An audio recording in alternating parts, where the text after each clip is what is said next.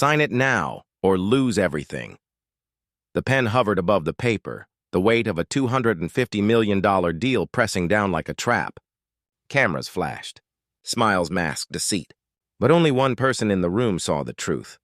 A daughter whose voice was never meant to be heard. She felt every gaze, every dismissive glance that said she didn't belong. Yet in that silence, her words would decide an empire's fate. This is the story of how a hidden clause, a stolen legacy, and one act of courage exposed more than fraud. Where are you watching from? Comment your city below. Amira Johnson grew up in the shadows of boardrooms and balance sheets, yet her childhood never felt distant from warmth. She was the daughter of Malik Johnson, a man who had risen from nothing to become one of the most respected black CEOs in America. Her father had built his empire not just on contracts and strategy, but on resilience, teaching her that every signature he placed on paper carried the weight of generations who never had the chance. Amira's life had a rhythm, one that moved between university halls and the vast glass towers where her father worked. At 22, she was already fluent in multiple languages, something her father had insisted on. "The world won't open its doors if you can't speak its tongue," he used to tell her.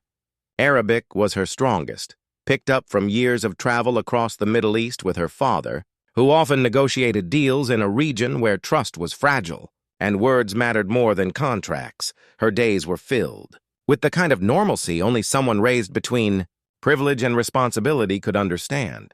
Morning jogs through the city streets, coffee breaks with friends who teased her about being the girl with a billionaire's shadow, evenings spent sketching calligraphy lines in her notebook. Yet behind her calm smile, Amira carried the weight of legacy. She knew every step she took was measured against her father's journey, from a boy once dismissed for his skin color to a man who signed billion-dollar agreements on his own terms. But what Amira didn't realize was how close envy often followed success. Her father's company had recently been approached for a massive collaboration with Middle Eastern investors. The potential deal was worth $250 million, enough to shift markets and cement their place in global power. Yet beneath the polished smiles and lavish dinners, something about the arrangement felt off. Malik trusted his advisors, and the documents they reviewed seemed airtight. But deals this large were never just numbers on a page. They were battlegrounds disguised as opportunities. Amira didn't know it yet, but she was walking into the middle of it. At first glance, her role seemed small. She was only there to accompany her father to a high-profile signing ceremony at a luxury hotel in Dubai. For her, it was another chance to observe, to learn how deals were sealed and relationships forged. The chandeliers above, the marble floors, the room filled with men in tailored suits and flowing white robes, it all seemed like the picture of diplomacy and trust. Yet beneath that glittering scene, cracks had already begun to show. The documents were thick with legal language, and the investors' smiles seemed just a little too eager. Amira's instincts told her something was wrong, but she couldn't place it. She reminded herself she was just an observer, not a player. What she didn't know was that her quiet presence and her gift for language would soon expose the truth. The hotel ballroom shimmered under golden chandeliers, its polished floors reflecting the power gathered in that room. Amira stayed close to her father, quietly observing as he exchanged pleasantries with men in tailored suits and crisp white robes.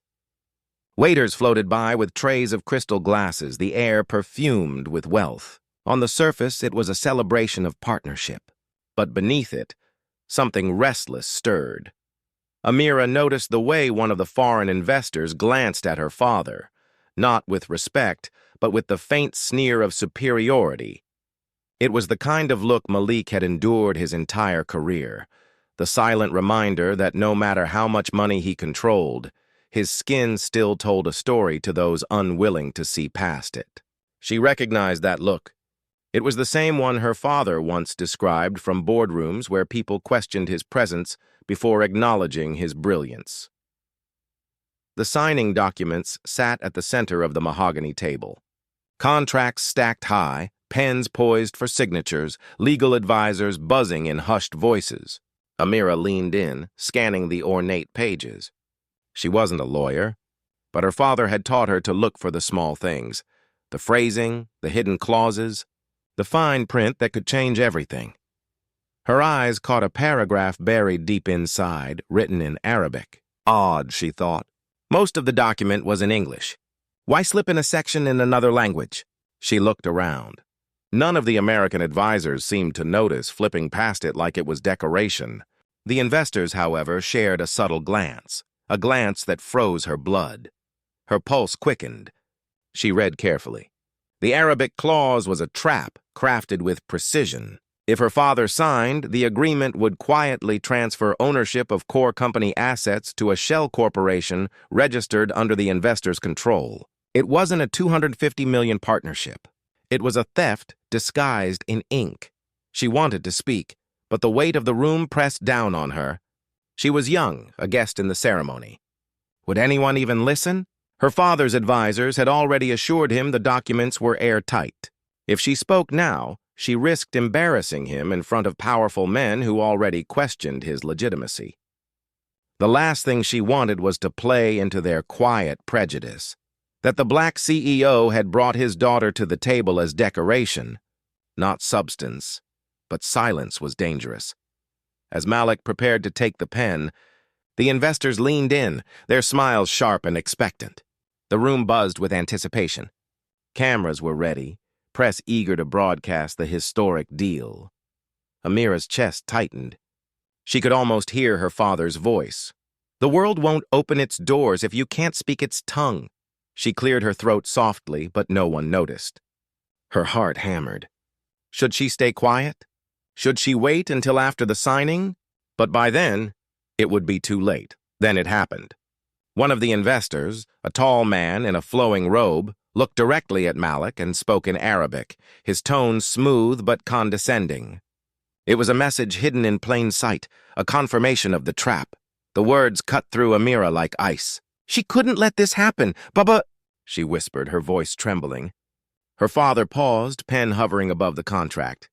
Everyone turned toward her, the young woman who had broken the sacred silence of the boardroom. The investors stiffened, their eyes narrowing, irritation flashing like a blade. What is she doing here? One muttered under his breath, not in English but in Arabic. Another chuckled, dismissing her with a wave of his hand. Let the men handle business, he sneered quietly, assuming she couldn't understand. But she understood every word. Rage flared inside her. This wasn't just a scam. It was racism cloaked in politeness, arrogance woven into the very fabric of the deal. They thought her father's skin made him an easy target. They thought she was invisible, powerless. She leaned forward, her voice steady now, speaking flawless Arabic. The words sliced through the air, clear enough for every man in the room to hear. Her translation of the hidden clause landed like thunder. If my father signs this, you are not partners. You are thieves. The room froze. Advisors blinked in confusion, scrambling to confirm. Malik's hand dropped from the pen, his eyes widening as he processed her words. The investors' faces shifted, shock, then fury, then thinly veiled panic. The con had unraveled faster than they expected. The press leaned in, sensing something had gone wrong. One of the men slammed his hand on the table, his voice sharp in Arabic. She lies. She doesn't know what she's saying. But Amira didn't flinch. She repeated the translation, line by line, exposing the deception. The words rolled off her tongue like fire, each sentence striking deeper. The advisors finally began flipping through the pages, their faces paling as they realized she was right. The room was chaos now, shouts in multiple languages. Reporters whispering, cameras capturing every expression. The investors tried to protest, to drown her out, but the truth had already escaped into the air. And in that chaos, Amira saw the look in their eyes, not just fear of exposure, but hatred. Hatred that a young black woman had shattered their perfect illusion. Hatred that she had dared to speak where she was expected to remain silent. What came next would determine everything, her father's legacy, their family's safety, and the future of an empire. The ballroom had descended into chaos. Reporters whispered, cameras flashed, and advisors flipped through contracts with frantic eyes. Amira stood firm, her voice still echoing in the gilded hall. She had ripped the veil off the scam, but with every second, the danger grew sharper. One of the investors rose suddenly, his robe sweeping the floor, his face twisted with rage. "This is an insult!" he barked, his words in Arabic sharp enough to cut. "You dare accuse us in front of the press? A child lecturing men of business?" His eyes locked on Amira with venom, but beneath the anger was fear. He knew the trap had been exposed. Malik placed a protective hand on his daughter's shoulder, his face stern but calm. Years of fighting racism had taught him to stand tall, but even he could feel the tension pressing in. The weight of history was here, the unspoken reality that his black success made him a target, that his daughter's voice was never meant to carry this much power in such a room. The investors scrambled, trying to spin the narrative. "She misread. She misunderstands Arabic. These are lies!"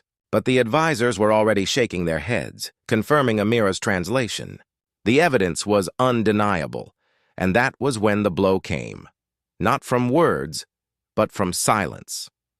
One by one, the investors turned on Malik as if he had orchestrated this embarrassment. Their smiles turned cold, their tones dripping with disdain. "Perhaps this deal was never meant to be," one said in English, his voice heavy with mockery. Another muttered, "This is why we don't deal with your kind," the words sliced deeper than any clause on paper.